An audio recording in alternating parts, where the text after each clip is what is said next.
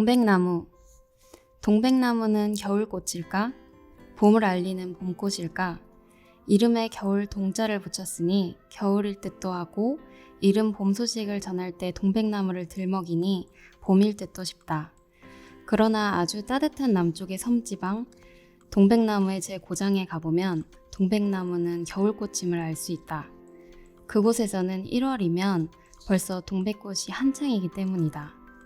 좀처럼 흰 눈을 볼 수 없는 남쪽 섬, 불붙듯 피어난 붉은 꽃잎에 바다소금이 변하여 된 듯 흰 눈자락이라도 흩날리다 앉으면 동백나무는 세상에서 가장 아름답고 귀한 모습이 된다. 동백나무는 상록성이며 잎이 넓은 화렵수이다. 크게 자라면 7m 정도까지 자라는데 간혹 더 크게 자라 최고 18m까지 자란 나무도 있다고 한다. 언제 보아도 싱그러운 잎새는 사시사철 윤기로 반질거리며 가장에는 잔톤니가 있어 물결치는 듯 보인다. 꽃은 가지 끝에나 여백에 꽃자루도 없이 달린다. 5장의 꽃잎은 간혹 7장이 되기도 하고 서로 조금씩 겹쳐져 아랫부분은 붙어있다. 그 사이로 드러나는 수많은 수술을 마치 일렬로 붙여 돌돌 말아놓은 듯 단정하다. 짙푸른 잎새에 붉은 꽃잎 그리고 샛노란 수술이 만들어내는 색의 조화는 아무도 흉내낼 수 없는 동백나무의 아름다움이다. 여기에 오래되어 회갈색으로 매끈거리는 그 운치 있는 숲이라도 어울리면 동백나무는 완벽한 아름다움을 세상에 선보인다. 동백나무의 꽃은 자라는 곳에 따라 11월에 이미 꽃망울을 달고 있는 곳도 있고 해를 넘겨 3월 혹은 4월에 꽃이 피기도 한다. 동백나무는 열매도 보기 좋다. 녹색의 작은 방울 같던 열매가 갈색으로 익으면서 세 갈래로 벌어지고 그 속에는 자처럼 생겼으나 조금 더 큰 종자가 드러난다. 선운사에 가신 적이 있나요? 바람 불어 서른날에 말이에요. 동백꽃을 보신 적이 있나요? 눈물처럼 후두둑 치는 그 꽃 말이에요. 이 시에 곡을 붙인 대중가요가 있는데 그 노래를 아름다운 테너의 목소리로 부르는 것을 들은 적이 있다.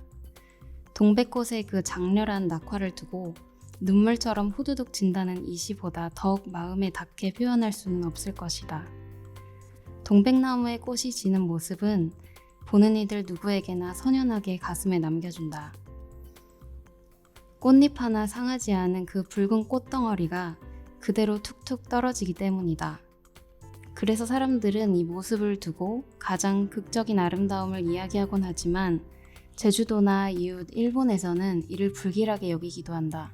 제주도에서는 꽃이 떨어지는 모습이 목이 잘려 사형을 당하는 불길한 인상을 주며 또 이 나무를 심으면 집안에 도둑이 든다 하여 꺼리기도 하고 일본에서는 싱싱하던 이 꽃이 갑자기 떨어지는 것을 연상하여 갑자기 생기는 불행한 일을 춘사라고 한다.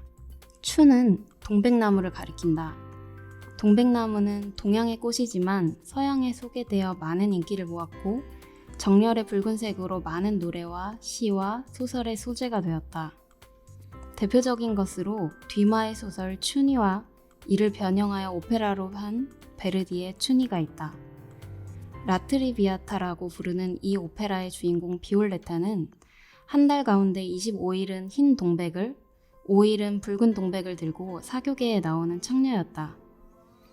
앞에서 말한 바와 같이 일본에서는 동백나무를 두고 춘자를 쓰기 때문에 이 오페라의 제목을 춘희라고 불렀다. 즉 춘희는 동백나무 아가씨가 되는데 문제는 우리나라의 경우 춘자를 쓰면 가죽나무를 이야기할 때가 많으므로 잘못 해석하면 가죽나무 아가씨가 된다는 것이다.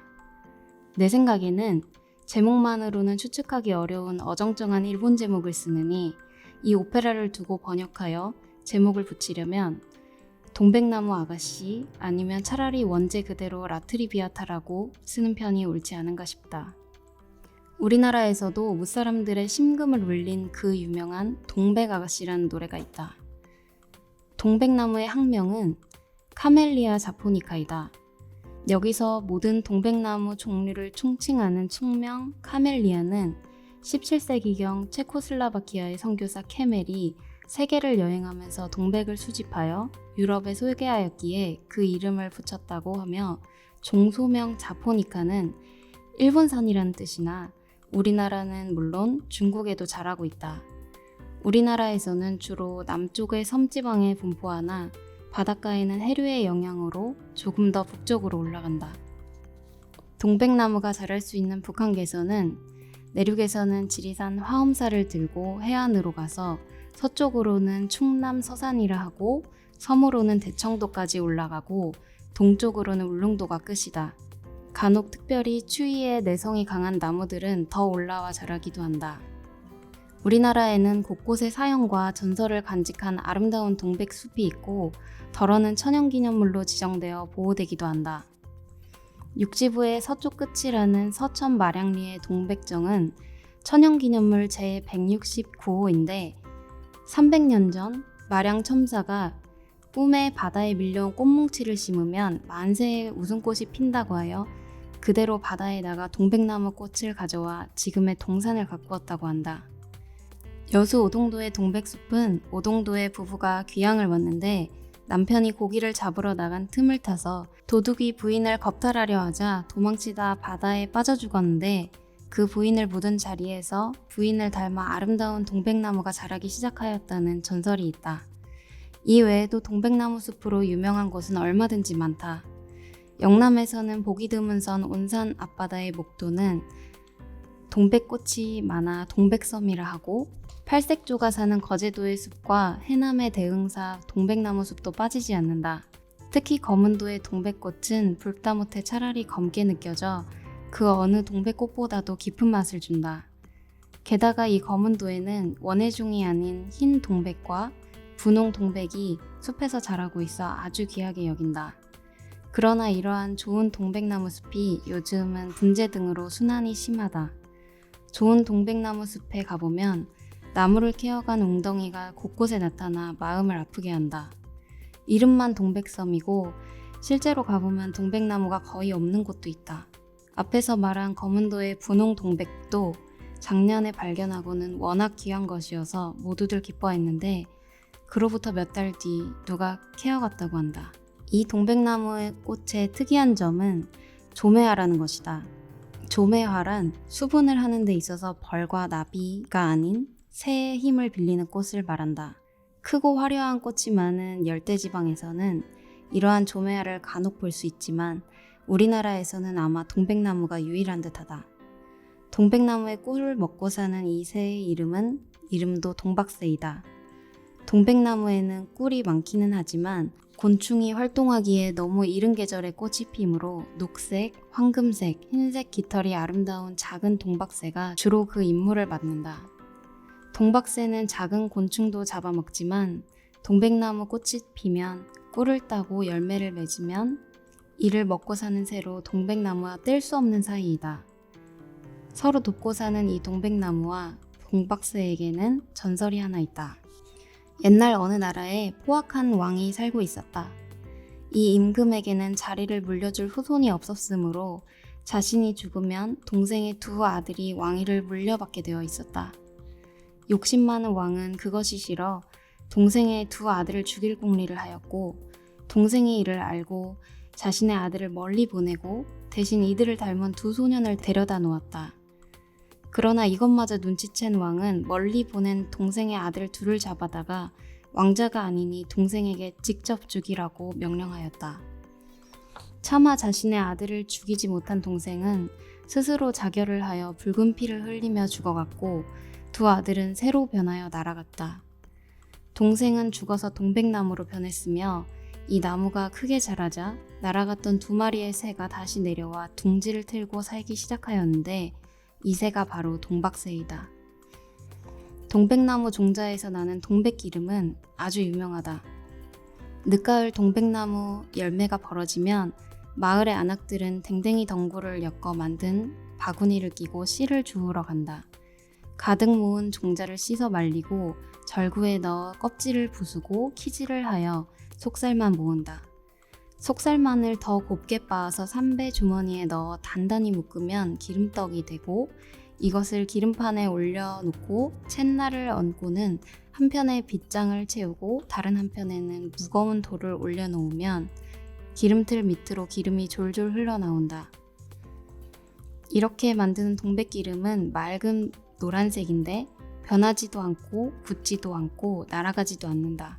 이 동백기름은 식용으로도 쓰이는데 맛도 괜찮은 편이고 마르지 않아 아주 정밀한 기계에 칠하면 좋다. 물론 전기가 없던 시절 호롱불을 켜는데 쓰기도 했지만 뭐니뭐니 해도 동백기름은 부인네들의 머리기름으로 그 이름이 높다. 동백기름을 머리에 바르면 그 모양새가 단정하고 고울 뿐 아니라 냄새도 나지 않고 마르지도 않으며 더욱이 때도 끼지 않아 머리 단장에는 꼭 필요한 필수품이었다. 동백나무 꽃은 약으로도 쓴다. 생약명은 산다화이다. 꽃이 피기 전에 채취하여 불이나 볕에 말려 쓴다. 지혈작용을 하고 소종에 효과가 있으며 멍든 피를 풀거나 식히는 작용을 하며 피를 토하거나 장염으로 인한 하열, 월경과다, 산후출혈이 멎지 않을 때에 물에 달이거나 가루로 빻아 쓴다. 그 밖에 화상이나 타박상에는 가루로 빻은 약재를 기름에 개어 상처에 바른다. 이 밖에 나무의 재질도 견고하여 얼레빗, 다식판, 장기쪽 등 여러 기구를 만들었고 잎을 태운 재는 자색을 내는 유약으로 썼다고 한다.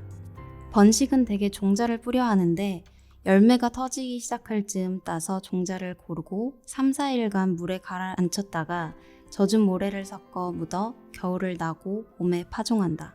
특별한 품종 번식을 원할 때에는 물론 삽목을 해야 한다.